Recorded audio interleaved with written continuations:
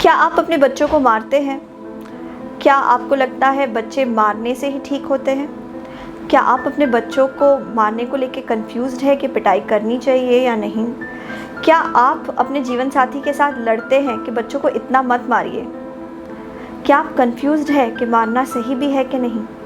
अगर ये समस्याएं आपको उलझा रही है तो ये वीडियो आपको आखिर तक देखना चाहिए।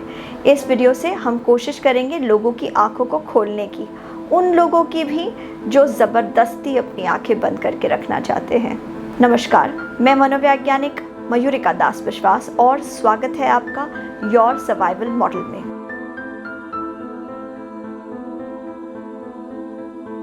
एक बार एक 5-6 साल के लड़के ने अपने पिताजी से पूछा, पापा आप मुझे मारते हो, लेकिन क्या आपके पापा भी आपको मारते थे? तो पिताजी ने कहा, हाँ मारते थे। तो क्या दादाजी के पापा भी उनको मारते थे? तो पिताजी ने कहा, हाँ। तो क्या दादाजी के दादाजी भी अपने बेटे को मारते थे? तो उन्होंने कहा, हाँ, क्यों परेशान कर रहे हो? तो बेटे ने कहा, तो कब ख़त्म होगी ये खानदानी दुश्मनी? हम अपने बच्चों को मारते हैं क्योंकि कहीं पे हमने अपने परिवार में यही सीखा है कि जब बच्चे गलतियां करें तब मारो। ये हम सीखे आ रहे हैं और इस सीख को हमें बदलना है।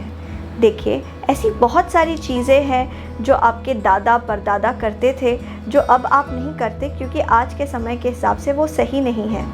आपको भी ये समझने की ज़रूरत है कि आपका संदर्भ और आपके बच्चे का संदर्भ अलग है। आपकी दुनिया और आपके बच्चे की दुनिया अलग है। जो आपके केस में काम कर गया ज़रूरी नहीं वो आपके बच्चे के केस में भी काम करेगा। समस्या ये भी है कि हमारे समाज और संस्कृति में बच्चों को मारना निंदनीय नहीं है। अगर आप किसी स्कैंडिनेवियन देश में रहते और अपने बच्चे को मारने पे सरकार के लोग आकर आपके बच्चे को आपके पास से छीन के ले जाते तो मजाल थी आपकी, आप अपने बच्चे पर हाथ उठाते। कई लोग बच्चों को तब मारना बंद कर देते हैं जब बच्चे टीनेजर हो जाते हैं। दूसरे शब्दों में, लोग बच्चों को तब मारना बंद कर देते हैं जब बच्चे पलट के मारने की शक्ति पा लेते हैं। इसका मतलब हम बच्चों को इसलिए मारते हैं क्योंकि वो रिटर्न में हमें नहीं मार सकते। बच्चों की शक्ति और क्षमता हमसे कम है और मैं कहूँगी कि हमारी करुणा उनसे बहुत कम है। इसीलिए तो हम उनके साथ अधीर हो जाते हैं, इम्पेशेंट। उनकी छोटी छोटी गलतियों पर हम गुस्सा हो जाते हैं। हम चाहते हैं वो चीज़ों को तेज़ी से करे, फटाफट करे, उस रेट पे करे जिस रेट पर एक वयस्क इंसान करता है। जब बच्चा बहुत छोटा बेबी होता है तब हम तो उसे बहुत लाड प्यार से गोद में रखते हैं, लेकिन धीरे धीरे हम बच्चों की उतनी कदर नहीं करते। जब बच्चा बहुत छोटा बेबी होता है, जब वो बातों को नहीं समझता, जब वो प्यार देना नहीं जानता, तब तो हम उसे खूब प्यार करते हैं। लेकिन धीरे धीरे जब बच्चा हमारे प्यार को समझ के हमें रिटर्न में प्यार देता है, हमारे पे डिपेंडेंट हो जाता है, हमसे मोहित हो जाता है, तब हम उसकी कदर करना बंद कर देते हैं। हम सोचते हैं कि अच्छा ये तो मेरा ही बच्चा है, कहाँ जाएगा, रोएगा थोड़ी देर, घूम फिर के वापस आ जाएगा। इस चीज़ पे तो कहावत भी बनी है कि spare the rod and spoil the child. लोगों को लगता है कि बच्चों को मारना सही है, लेकिन इस बात पे कोई विशेष तथ्य नहीं है। स्वीडन दुनिया का पहला देश है जहाँ पे कॉर्पोरल पनिशमेंट यानी कि बच्चों को मारने के पनिशमेंट को इलीगल करार कर दिया गया था। आज सारे स्कैंडिनेवियन देशों में बच्चों को मारना एक भयंकर अपराध है। ये भी जानने की लायक बात है कि स्वीडन दुनिया के हैप्पीएस्ट कंट्री में नंबर 7 पे आता है और नंबर 1 से लेकर नंबर 7 तक सारे स्कैंडिनेवियन देश ही आते हैं जहाँ पे बच्चों को मारना इलीगल है। एक रिपोर्ट के अनुसार हमारा देश डिप्रेशन में और मानसिक बीमारियों में दुनिया में नंबर 1 है। हमारे देश का हैप्पीनेस इंडेक्स बाकी दुनिया की तुलना में बहुत कम है। आपको नहीं लगता कि परिवार के अंदर का वायलेंस कहीं पे इस चीज़ के लिए जिम्मेदार है? काउंसलिंग सेशंस में भी कई पेरेंट्स मुझे आकर कहते हैं, अब इसको मारे नहीं तो क्या करें। ये वाक्य एक ऐसी विचारधारा को दिखाता है कि मैं मारने के अलावा किसी और तरीके को ढूंढ ही नहीं पा रहा हूँ।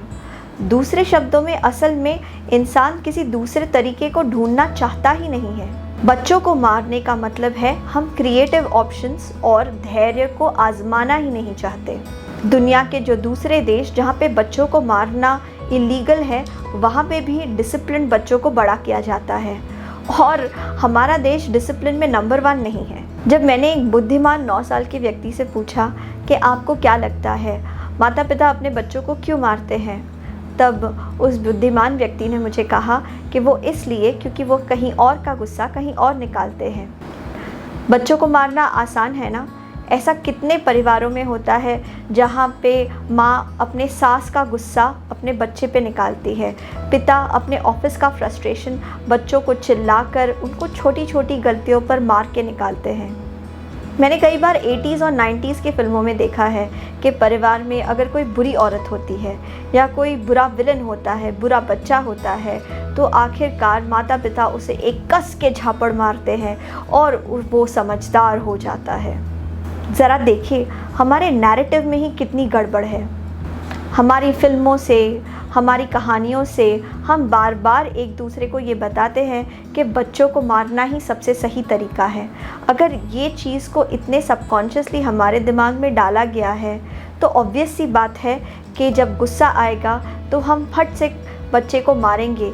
ये नहीं कि हम अपने आप को कहेंगे कि रुको और सोचो। याद रखिए कि जब आप गुस्से में आके बच्चे को मारते हैं तब आप बच्चे को ये सिखा रहे हैं कि जब गुस्सा आता है तब मारपीट सही है। जब आप अपने बच्चे को मारते हैं तो 2 चीज़ें हो सकती हैं। पहली ये कि बच्चा सोचेगा कि मेरे माता पिता कितने ख़राब हैं, इनको मुझसे प्यार ही नहीं, मैं भी इनसे नफ़रत करता हूँ।